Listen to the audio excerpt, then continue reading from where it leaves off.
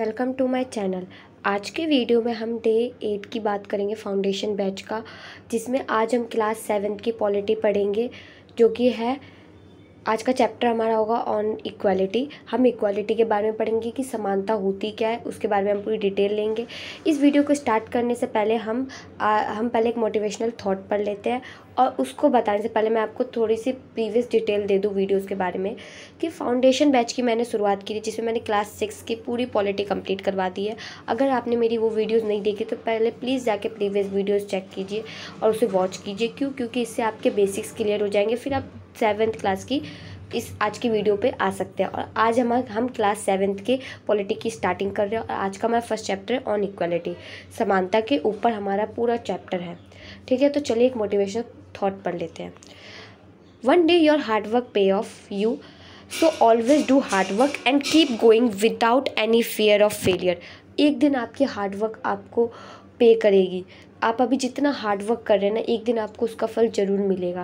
बोलते हैं ना, सब्र का फल मीठा होता है। तो आप मेहनत करते रहिए और सब्र करते रहिए, एक दिन आपको उसका फल ज़रूर मिलेगा। और हमेशा हार्ड वर्क करते रहिए और आगे बढ़ते रहिए, बिना ये सोचे कि आप फेल हो जाएंगे, क्योंकि फेलियर जो एक सक्सेस का पार्ट है। फेलियर और सक्सेस अलग अलग नहीं है, दोनों एक ही है। तो हमेशा हार्ड वर्क करते रहिए, आगे बढ़ते रहिए और अपने गोल को अचीव करिए। तो चलिए आज की वीडियो स्टार्ट करते हैं। जैसा कि आपको पता है, आज हमारा डे 8 है फाउंडेशन बैच का, और आज हम क्लास 7 की पॉलिटी स्टार्ट कर रहे हैं। ऑन इक्वलिटी चैप्टर का नाम है। अब देख लेते हैं इसमें से क्या क्या टॉपिक्स हमें कवर करने हैं। इक्वल राइट टू वोट, मत अधिकार की समानता। फिर है हमारा रिकग्निशन डिग्निटी, मानवीय गरिमा का मूल्य। फिर है इक्वालिटी इन इंडिया डेमोक्रेसी, भारतीय लोकतंत्र में समानता। फिर चैलेंज ऑफ डेमोक्रेसी, लोकतंत्र की चुनौती, लोकतंत्र में क्या क्या चुनौती आती है। फिर आर्टिकल 15 मैं आपको इस वीडियो में नहीं बताऊंगी, पहले आप आर्टिकल 15 के बारे में खुद डिटेल लीजिए। मैं उसके लिए दूसरी वीडियो लाऊंगी, उसमें मैं आर्टिकल 15 को अच्छे से एक्सप्लेन करूंगी। तो आज का पहला आपका होमवर्क है, पहला होमवर्क आपका ये कि आपको आर्टिकल 15 को अच्छे से पढ़ना है और समझना है, ताकि आपको मेरी वीडियोस अच्छे से समझ में आए। तो चलिए अब हम वीडियो की स्टार्टिंग करते हैं। Equality in Indian democracy. हम देखते हैं इंडियन डेमोक्रेसी में समानता कैसे है, क्या क्या चीज़ों की वजह से इंडिया में जो है, इंडिया की डेमोक्रेसी में इक्वालिटी है। The Indian constitution recognise every person as equal. जो हमारा इंडिया का संविधान है, उसमें हर एक पर्सन क्या इक्वल है। कोई भी पर्सन कानून की नज़र में अनइक्वल नहीं है, सभी एक बराबर है, समान है। This means that every individual in the country, including male and female person from all caste, religion, tribes, educational and economic background, as recognized as equal। चाहे देखिए कोई भी इंडिविजुअल हो, चाहे वो किसी भी कंट्री का हो, कोई मेल हो या फीमेल हो, किसी भी रिलीजन का हो, किसी भी कास्ट का हो, या कोई भी उसका एजुकेशन बैकग्राउंड है, एजुकेशनल या इकोनॉमिक बैकग्राउंड उसका क्या है, रिच है, पुअर है, क्या है, ये मैटर नहीं करता। सभी कानून की नज़र में समान है, सभी को समान अवसर दिए जाते हैं, समान अपॉर्चुनिटीज़ दी जाती हैं, ठीक है। तो चलिए अब देखते हैं इक्वालिटी की बात कहाँ कहाँ की गई है, इसकी मीनिंग क्या है, इसके डायमेंशंस क्या क्या है, प्रियम्बल में इसको कैसे एक्सप्लेन किया गया। तो चलिए देखते हैं प्रियम्बल। हम अगर प्रियम्बल या प्रस्तावना की बात करें तो उसमें बताया गया, हमारा फर्स्ट लाइन ये है, equality of status and opportunity. मतलब हर पर्सन को स्टेटस और अपॉर्चुनिटी दी जाती है, एक उनकी इक्वालिटी है, समान, चाहे वो किसी भी स्टेटस का हो, किसी भी इकोनॉमिक बैकग्राउंड का हो, सबको समान अपॉर्चुनिटीज़ हैं। प्रतिष्ठा अवसर की समानता, हर किसी को जो है प्रतिष्ठा और अवसर की समानता दी जाती है हमारे इंडियन कॉन्स्टिट्यूशन में। अब इसके मीनिंग पढ़ते हैं कि इक्वालिटी का मीनिंग क्या है। The situation in which everyone has the same right and advantage. ये एक ऐसी सिचुएशन है जहाँ पे हर पर्सन को जो है सेम राइट और सेम एडवांटेज दिए जाते हैं, किसी को भी अलग राइट नहीं है। ये नहीं कि प्राइम मिनिस्टर तो उनको एक अलग राइट दिए गए हैं, ऐसा कुछ नहीं है। थोड़े कुछ ज़्यादा विशेष अधिकार हैं, बट वो भी कानून की नज़र में सेम है। अगर वो कोई गुनाह करेंगे तो उन्हें भी पनिश किया जाएगा हमारे इंडियन कॉन्स्टिट्यूशन के अंदर, ठीक है। अब हम डायमेंशन की बात करते हैं कि इसमें कौन कौन से डायमेंशन होते हैं। एक होता है हमारा पॉलिटिकल डायमेंशन, फिर social and economical. Political dimension की बात करें तो इसमें हम देख सकते हैं राइट टू वोट की बात करें, फ्रीडम ऑफ एक्सप्रेशन, सिटीजनशिप, ये किसके हैं, पॉलिटिकल डायमेंशन में आ जाते हैं कि हर किसी को वोट देने का अधिकार है, चाहे वो कोई भी पर्सन हो इंडिया का, किसी भी बैकग्राउंड से, किसी भी कास्ट से, किसी भी रिलीजन से हो। हर इंडिविजुअल को राइट है वोट देने का। और हर एक पर्सन, हमारे इंडिया का हर एक सिटीज़न अपने उनको फ्रीडम है कि वो अपने पॉइंट ऑफ व्यू गवर्नमेंट के सामने रख सकते हैं। अब हम सोशल की बात करते हैं, हेल्थ और एजुकेशन। सोशल में हम बात करें तो सोशली जो है हर पर्सन को हेल्थ रिलेटेड या हम बोले एजुकेशन रिलेटेड हर किसी को पूरा राइट है कि उन्हें हेल्थ के लिए पूरी अपॉर्चुनिटी दी जाए, एजुकेशन के लिए उन्हें अपॉर्चुनिटी दी जाए। ये नहीं कि कोई पर्सन अमीर है तो उसको अच्छी हेल्थ फैसिलिटीज़ दी जाए और कोई गरीब है तो उसको कम हेल्थ फैसिलिटीज़ दी जाए, ऐसा कुछ नहीं। हमारे इंडियन कॉन्स्टिट्यूशन में सबको समान हेल्थ अपॉर्चुनिटीज़ और एजुकेशन अपॉर्चुनिटीज़ दी जाती है। हम इकोनॉमिक की बात करें तो हर किसी को, अगर हम देखें तो पॉइंट ऑफ इंडिया कॉन्स्टिट्यूशन से हर कोई जो किसी भी इकोनॉमिक से आए, जैसे कि कोई भी चाहे पुअर हो चाहे रिच हो, उनको पूरा राइट है कि वो हमारे इंडिया में पूरे इक्वालिटी के साथ रह सके। ठीक है, तो चलिए अब हम आगे बढ़ते हैं। अगर हम फ्रेंच रेवोल्यूशन की बात करें तो उस टाइम पे एक स्लोगन था, लिबर्टी इक्वालिटी और फ्रेटर्निटी, स्वतंत्रता समानता बंधुत्व। आपका एक होमवर्क और है, ये एक होमवर्क है, आपको लिबर्टी इक्वालिटी फ्रेटर्निटी इन तीनों के मीनिंग पता करके आने हैं। स्वतंत्रता समानता और बंधुत्व, इनको लिख के इन्हें समझिए कि इन वर्ड्स के क्या क्या मीनिंग है। मैं जितना होमवर्क दे रही हूँ मैं सबको एक वीडियो में ज़रूर एक्सप्लेन करूँगी, तो मेरे होमवर्क की सॉल्यूशन को देखने के लिए प्लीज़ मेरे साथ कनेक्टेड रहिए और मेरे वीडियोज़ को लाइक शेयर सब्सक्राइब जरूर करते जाइएगा। तो चलिए अब हम उससे पहले एक आर्टिकल 14 पढ़ लेते हैं कि इक्वालिटी में अगर हम देखें तो इक्वालिटी की बात हमारे आर्टिकल 14 से लेकर 18 तक में की गई है, तो हम उसके बारे में पढ़ लेते हैं। इसमें बताया जाता है, इसे 2 पार्ट्स में डिवाइड किया गया, इक्वालिटी बिफोर लॉ और इक्वालिटी प्रोटेक्शन ऑफ लॉ। तो हम पहले इक्वालिटी बिफोर लॉ की बात कर ले। बिफोर लॉ की बात करें तो ये ओरिजिन किया गया ब्रिटेन कॉन्स्टिट्यूशन से। इक्वालिटी बिफोर लॉ जो है ब्रिटेन का जो कॉन्स्टिट्यूशन था वहाँ से हमारे इंडियन कॉन्स्टिट्यूशन ने लिया है। विधि के समक्ष समानता, ठीक है। इसमें क्या है, एब्सेंस ऑफ स्पेशल प्रिविलेज, मतलब विशेष अधिकार की अनुपस्थिति। इसमें किसी भी पर्सन को कोई विशेष अधिकार नहीं दिए गए हैं, विशेष अधिकार किसी को भी कोई भी विशेष अधिकार नहीं है, तो ये एब्सेंट है। ठीक है, किसके तहत, इक्वालिटी बिफोर लॉ, कोई भी लॉ से ऊपर नहीं है, सब जो है लॉ के सामने समान है। फिर दूसरा हम देखें तो दूसरा पॉइंट है equal subjection of all person to ordinary law, साधारण विधियों के तहत सभी के साथ समान व्यवहार किया जाएगा। मतलब चाहे कोई भी पर्सन हो, उसको जो गवर्नमेंट है वो एकदम इक्वल ही बिहेव करेगी। ये नहीं कि अमीर है तो उनके साथ बहुत अच्छे से पेश आ रही है, गरीब है तो उनके साथ बहुत बदसलूकी कर रहे हैं, ऐसा कुछ नहीं है। सभी के साथ जो है गवर्नमेंट एक अच्छा व्यवहार करेंगे, इक्वल व्यवहार करेंगे, समान व्यवहार करेंगे। थर्ड पॉइंट देखें तो no person is above the law, कोई भी कानून के ऊपर नहीं होगा, चाहे वो कोई भी, चाहे प्रेसिडेंट हो, चाहे प्राइम मिनिस्टर हो, कोई भी हो, कोई भी गवर्नमेंट हो या कोई भी ऑफिसर्स हो, या फिर इंडिया के कोई भी सिटीज़न हो, कोई भी जो है लॉ के ऊपर नहीं है। सभी जो है लॉ के अंदर समान है, किसी को भी कोई विशेष अधिकार नहीं है, सबके साथ भी एकदम समान व्यवहार किया जाएगा और कोई भी कानून के ऊपर नहीं है। ठीक है, अब हम एक आर्टिकल 14 की एक एक्सेप्शन पढ़ लेते हैं। पहले तो आर्टिकल 361 बोलता है president and government power not answerable to any court. जो प्रेसिडेंट और गवर्नर पावर है वो कोर्ट के लिए आंसरेबल नहीं है, क्योंकि देखिए अगर प्रेसिडेंट या कोई भी गवर्नर ऑफिसर हो वो अगर कोर्ट में जाने लग गए तो फिर एक मामूली इंसान और उनमें क्या फ़र्क रह जाएगा। तो उन्हें थोड़ा सा विशेष अधिकार दिया गया, पर इसका मतलब ये नहीं कि वो कानून की नज़र में अलग है, नहीं। अगर वो कोई भी बहुत ही हार्मफुल ऑफेंस करते हैं तो उन्हें भी पनिश जरूर किया जाएगा। तो ठीक है, अब हम पढ़ लेते हैं इक्वल प्रोटेक्शन ऑफ लॉ, विधियों के समान संरक्षण। इसका क्या मतलब है, similar application of the same law should be treated alike without any discrimination. जो मतलब कोई भी पर्सन है उसके साथ एकदम सेम व्यवहार किया जाएगा, सेम तरीके से ट्रीट किया जाएगा हर पर्सन को, कोई भी डिस्क्रिमिनेशन के बिना, चाहे वो कोई भी कास्ट का हो, कोई भी रिलीजन का हो, कोई भी धर्म जात, किसी भी लिंग, कोई भी पर्सन हो, उसके साथ कोई भी डिस्क्रिमिनेशन नहीं होगा। वो सभी के लिए क्या है, समान है और उनके जो है उनके राइट का भी क्या है, प्रोटेक्शन किया जाएगा। ठीक है, और कानून की नज़रों में भी वो इक्वली प्रोटेक्टेड किए जाएंगे। ये नहीं कि अमीर है तो उनको ज़्यादा प्रोटेक्शन मिल रही है और गरीब है या कोई नीचे कास्ट के लोग हैं उनको कम प्रोटेक्शन मिल रही है, नहीं। सभी कानून की नज़र में इक्वल है और उनको इक्वल प्रोटेक्शन दी जाएगी, उनको इक्वल अपॉर्चुनिटीज़ दी जाएंगी। अब हम पढ़ते हैं डिग्निटी मतलब क्या होता है। Dignity means thinking of oneself and others as worthy of self respect.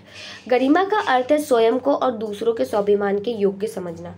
मतलब डिग्निटी को हम देखें तो सेल्फ रिस्पेक्ट, जैसे कि हर किसी को अपनी सेल्फ रिस्पेक्ट की बड़ी परवाह होती है, तो अगर उसे अपनी सेल्फ रिस्पेक्ट की परवाह है तो उसे दूसरों की भी सेल्फ रिस्पेक्ट की परवाह करनी चाहिए, कि कोई भी पर्सन है उसको बैडली ट्रीट नहीं करना चाहिए। सभी के लिए अब उनकी सेल्फ रिस्पेक्ट बहुत इंपॉर्टेंट है। सो हमेशा इक्वली सबको देखना चाहिए और उनके साथ अच्छे से व्यवहार करना चाहिए। और गवर्नमेंट जो है हर किसी की डिग्निटी की प्रोटेक्शन करती है। उन्होंने बहुत सारे कानून, बहुत सारे बोले स्कीम्स वगैरह निकाले, जिस वजह से जो क्या है कोई भी पर्सन्स की डिग्निटी को अफेक्ट नहीं होता है। ठीक है, अब हम पढ़ते equal right to vote. Equal right to vote की बात करें तो हम इक्वालिटी देखें आर्टिकल 14 to 18, उसमें पूरी बात की गई है राइट टू इक्वालिटी के बारे में। ठीक है, एक हम बात करते एक पॉइंट या हम बोले एक वर्ड जो कि बहुत ही इंपॉर्टेंट है, यूनिवर्सल एडल्ट फ्रेंचाइजी, और हिंदी में बोले तो सार्वभौमिक वयस्क मत अधिकार। इसका मतलब है एक one person equals to one vote equals to one value. हर पर्सन्स का एक वोट होगा और उसके वोट की एक वैल्यू होगी। ये नहीं कि अगर प्रेसिडेंट ने वोट दिया तो उनकी वोट की वैल्यू जो है 20 हो गई, 100 हो गई, नहीं। उनकी वोट की वैल्यू 1 ही होगी, चाहे वो कोई भी हो। हर पर्सन जो है उसकी वोट की वैल्यू 1 होगी और वो एक ही वोट दे सकते हैं। और वो किसी भी पर्सन, कोई भी किसी भी कास्ट, किसी भी वेल्थी हो या पुअर हो या किसी भी कम्युनिटीज़ का हो या किसी भी जाति का हो, लिंग का हो या रिलीजन का हो या उसका एजुकेशन बैकग्राउंड क्या है, सभी के जो वोट है वो इक्वल होंगे, उनके वोट की वैल्यू 1 ही होगी। और ये आइडिया बेस्ड किया गया था हमारा equality, based on equality, political equality. मतलब ये आइडिया जो है ये बेस्ड है हमारे पॉलिटिकल इक्वालिटी पे। ठीक है, अगर हम इस आइडिया की बात करें जो है यूनिवर्सल एडल्ट फ्रेंचाइजी, इसको हम ध्यान से देखें तो ये इक्वालिटी, पॉलिटिकल इक्वालिटी की बात करती है।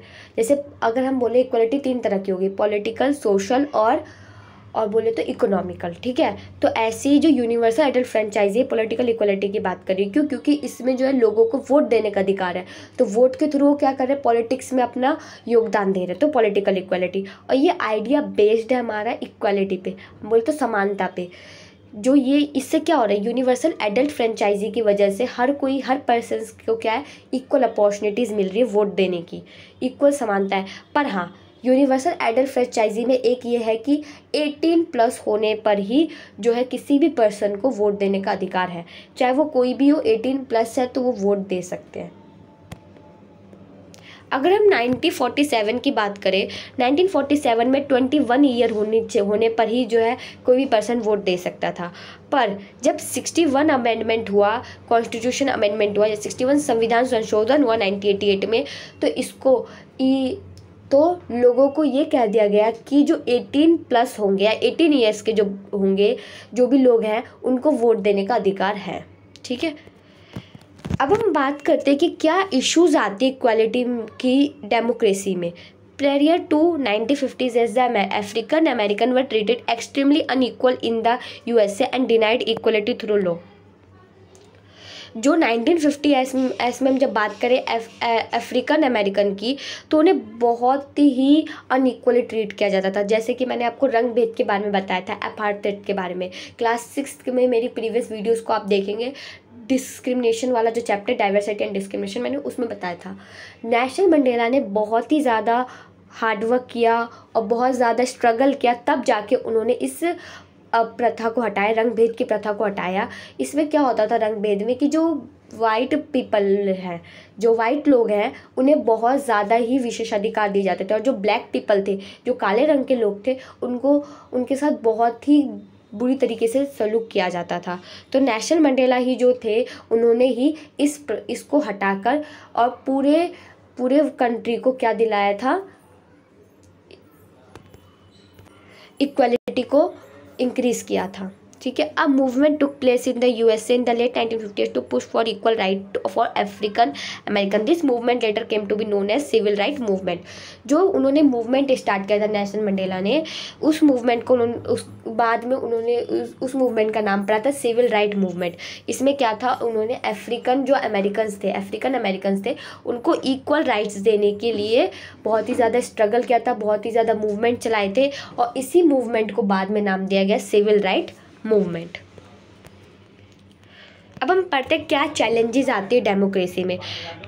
No country can be described as been completely democratic.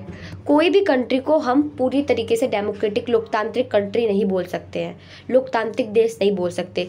There are always communities and individuals trying to expand the idea of democracy and push for a greater recognition of equality and existing as well as new issues। जो कोई ना कोई हर country में कोई ना कोई community ऐसी होती है जो अपने आइडिया को दूसरे कम्युनिटी पे थोपना चाहती है, जिस वजह से क्या है कि किसी भी कंट्री में पूरी तरीके से डेमोक्रेटिक देश को नहीं कह सकते, किसी भी कंट्री को डेमोक्रेटिक कंट्री नहीं कह सकते हैं। क्यों? क्योंकि वहाँ पे जो लोग हैं वो अपने आइडियाज़ को दूसरे कम्युनिटीज़ पे थोपते रहते हैं। ठीक है। Central to this is the struggle for the recognition for all person as equal for their dignity to be maintain. जो स्ट्रगल जो उन्होंने की है लोगों ने इक्वली डिग्निटी की मेंटेन करने के लिए, जो सेंट्रल गवर्नमेंट है वो हमेशा कुछ ना कुछ स्कीम्स या बोले रूल या रेगुलेशन लाती रहती है, जिससे क्या है कि कंट्री में सभी पर्सन जो है इक्वल रहे और उनके डिग्निटी को भी मेंटेन किया जाए। डिग्निटी के बारे में मैंने अभी आपको बताया था कि डिग्निटी का मतलब क्या है कि किसी की सेल्फ रिस्पेक्ट की गरिमा करना, उनको इक्वली ट्रीट करना। ठीक है। एक बार मैं फिर से पढ़ के सुनाती हूँ। Dignity means taking of oneself and other is worth of self respect. गरिमा का अर्थ है स्वयं को और दूसरों के स्वाभिमान के योग्य समझना। स्वयं को और दूसरों के स्वाभिमान को समझने की क्षमता रखने वाला। ठीक है। When person are treated unequally their dignity is violence. अगर किसी पर्सन को हम बहुत अनइक्वली ट्रीट कर रहे हैं, उनके साथ बुरा व्यवहार कर रहे हैं, तो उनकी डिग्निटी को क्या है, हम वायलेंस कर रहे हैं, उनकी डिग्निटी पे हम बात उठा रहे हैं। Democratic equality is the idea that our requirement of treating person as equal as that all citizen ought to be treated as equal citizen. Democratic equality का एक आइडिया है जिसमें क्या है, हर पर्सन को इक्वल ट्रीट किया जाता है और हर सिटीजन्स को जो है इक्वल अपॉर्चुनिटीज़ दी जाती है, इक्वल अवसर दिए जाते हैं, जिससे वो अब जो है इन कंट्री में डेमोक्रेटिक इक्वालिटी मेंटेन रहे। अब हम थोड़े MCQs की बात कर लेते हैं। MCQ की बात देखने से पहले मैं आपसे पूछना चाहती हूँ, अगर आपको कहीं पे भी कोई डाउट हो तो प्लीज़ मुझे कमेंट सेक्शन में बताइएगा, मैं आपके डाउट को सॉल्व करने की पूरी कोशिश करूँगी। और अगर आपको मेरी वीडियो अच्छी लग रही है तो प्लीज़ लाइक करिए, शेयर कीजिए और मेरे चैनल को सब्सक्राइब भी कर दीजिएगा अगर आपने मेरे चैनल को सब्सक्राइब नहीं किया है। तो चलिए MCQ देख लेते हैं। जैसा कि आपको पता है प्रीलिम्स एग्जाम में MCQ आते हैं, तो MCQ के क्वेश्चंस आना भी बहुत ज़्यादा ज़रूरी है। तो चलिए क्वेश्चन 1 देखते हैं। Which of the following is are key element of democratic government? People participation, resolution of conflict, equality, justice. Select the correct answer using the code given below. A 1, 3 and 4 only, B 2 and 3 only, C 1 and 3 only, D 1, 2, 3 and 4। इसमें इस question में बोल रहे हैं कि जो की element है डेमोक्रेटिक गवर्नमेंट के वो क्या क्या है। ये मैंने इसके ऊपर एक पूरी चैप्टर दी है, डिटेल चैप्टर बनाया है कि एलिमेंट ऑफ डेमोक्रेटिक गवर्नमेंट। अगर वो आप मेरे प्लेलिस्ट में चेक करेंगे क्लास 6 की पॉलिटी में, तो आप वहाँ पे इसकी वीडियो देख सकते हैं इस चैप्टर की, जिसे मैंने पूरे डिटेल में एक्सप्लेन किया है। तो इस क्वेश्चन में पूछ रहे क्या क्या एलिमेंट है डेमोक्रेटिक गवर्नमेंट के। तो पीपल पार्टिसिपेशन भी है।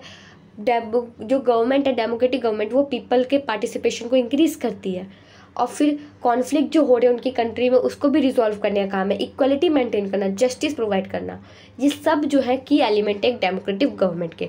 तो हम बोले तो ऑप्शन डी इज करेक्ट। ठीक है। अब question 2, which of the following is are a form of inequality present India? Caste inequality, pay related inequality, the difference in the value of the vote. Select the correct answer using the code given below. तो इसमें बोल रहा है कि India में कौन सी तरह की इनइक्वालिटी प्रेजेंट है। देखिए कास्ट इनइक्वालिटी तो है, इसकी बात करें तो हाँ, अभी भी कास्ट इनइक्वालिटी बहुत ज़्यादा मात्रा में हम देखें तो है, पहले से थोड़ी कम है। पहले के टाइम पे बहुत ज़्यादा कास्ट इनइक्वालिटी होती थी, पर आज के टाइम पे भी अभी भी है। पे रिलेटेड इनइक्वालिटी भी है कि मेल, ऐसी बहुत जगह है जहाँ पे मेल को ज़्यादा वेजेस दिए जाते हैं और फीमेल्स को कम, तो ये भी इनइक्वालिटी है। पर जो वोट की है ये हमारे इंडिया में नहीं है, क्योंकि हर किसी के वोट की वैल्यू एक है। किस कॉन्सेप्ट के थ्रू? यूनिवर्सल एडल्ट फ्रेंचाइजी के थ्रू, सार्वभौमिक वयस्क मताधिकार। तो ऑप्शन 3 इज गलत, option 1 and 2 is correct. So हम बोले ऑप्शन सी इज करेक्ट। अब question 3, which provision of Indian constitution is related to equality in the country? कौन सा प्रोविज़न जो है इंडियन कॉन्स्टिट्यूशन में इक्वलिटी से रिलेटेड है, इक्वलिटी की बात करता है? प्रियम्बल में भी बात होती है, प्रियम्बल में भी जो टॉपिक्स है वो रिलेटेड है। जब भी मैंने बताया था फंडामेंटल राइट्स में बात करें तो आर्टिकल 14 से लेके आर्टिकल 18 तक में हम इक्वलिटी की बात करते हैं। Directive principle of state policy की बात करें तो इसमें political equality, economical equality, social equality की बात होती है। तो ये तीनों ही ऑप्शन ठीक है, तो option D is correct. Option D is correct. I hope आपको ये क्लियर हो गया होगा। कहीं भी डाउट हो तो प्लीज़ बताइएगा। अब हम होमवर्क देख लेते हैं। मेंस के लिए भी बहुत ज़्यादा ज़रूरी है कि आपको आंसर राइटिंग आनी चाहिए, तो ये होमवर्क है आपके लिए। आप पहले से प्रैक्टिस कीजिए। मैं इसकी वीडियो कल नेक्स्ट डे अपलोड करूँगी होमवर्क की वीडियो, तो इसलिए स्टे कनेक्टेड विद मी, और मैं इसका सॉल्यूशन भी जल्दी कर दूँगी। Right a note on equality in Indian democracy. भारतीय लोकतंत्र में समानता पर टिप्पणी करें। इंडिया की डेमोक्रेसी में इक्वलिटी कैसे है ये आपको इसके बारे में एक्सप्लेन करना है। फिर हमारा सेकंड क्वेश्चन है multi dimensional poverty index, explain it. बहुआयाम गरीबी सूचांक को समझाएं। मल्टी डायमेंशनल पॉवर्टी इंडेक्स से आप क्या समझते हैं इसके बारे में आपको बताना है इस क्वेश्चन में। फिर हमारा थर्ड है एक्सप्लेन इक्वलिटी एंड इक्विटी। समानता और समता को समझाना है कि समानता और समता कैसे अलग है, इन दोनों के मीनिंग क्या है। फिर क्वेश्चन 4 है what do you understand by the term all person are equal before the law, why do you think it is important in a democracy. कानून के सामने सब व्यक्ति बराबर है, इस कथन से आप क्या समझते हैं, आपके विचार से ये लोकतंत्र में महत्वपूर्ण क्यों है। आपको इस क्वेश्चन में ये बताना है कि हर एक पर्सन इक्वल है बिफोर द लॉ, और ये क्यों इंपॉर्टेंट है किसी भी डेमोक्रेसी में। फिर क्वेश्चन 5 की बात करें, in a democracy why is universal adult franchise is important. लोकतंत्र में सार्वभौमिक वयस्क मताधिकार क्यों इंपॉर्टेंट, महत्वपूर्ण है, आपको ये समझाना है। मैंने यूनिवर्सल एडल्ट फ्रेंचाइजी के बारे में बता दिया, तो उसकी क्या इंपॉर्टेंस है हमारे डेमोक्रेसी में, आपको ये एक्सप्लेन करना है इस क्वेश्चन में। आई होप आपको ये वीडियो क्लियर हो गई होगी। अगर इस वीडियो में आपको कहीं भी कोई भी डाउट है तो प्लीज़ मुझे कमेंट सेक्शन में ज़रूर बताइएगा। मैं आपके क्वेरी को सॉल्व करने की पूरी कोशिश करूँगी। और मेरे नेक्स्ट वीडियोज़ को देखने के लिए प्लीज़ मेरे साथ कनेक्टेड रहिए। And thank you guys for watching my video. Please like and subscribe my channel. अगर मेरी वीडियो आपको अच्छी लग रही तो प्लीज़ अपने दोस्तों को भी शेयर कीजिए, ताकि जिनको यूपीएससी की तैयारी करनी है तो वो मेरे साथ कनेक्ट हो सकते हैं। So once again thank you.